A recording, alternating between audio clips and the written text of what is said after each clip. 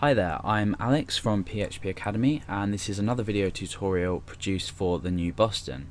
This time we're going to be talking about the print language construct in PHP.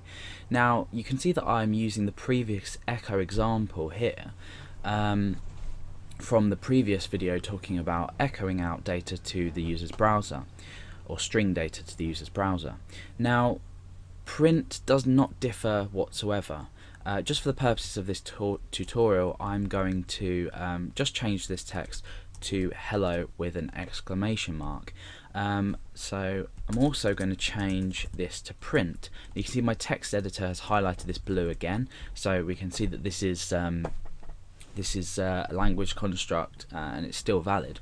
However, when we refresh, we get exactly the same result as we do with echo. Now you may be thinking, why are there two different now print works slightly different to echo in the way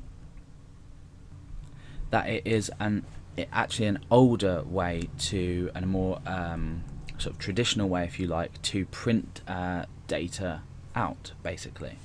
I mean to the browser in this case.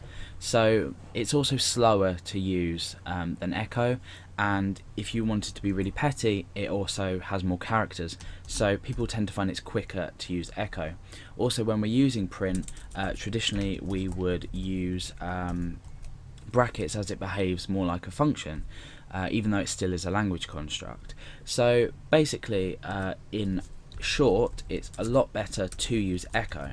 The main reason for this is it being a lot quicker, using less system resources. So even though you can use print, and later on in the tutorial series we will come across things like print R, which aren't in fact too tightly related to print itself, but you will maybe come across print at some point in programs. However, if you're programming sort of from now on, we're going to be using echo, and it's probably better to use echo as well.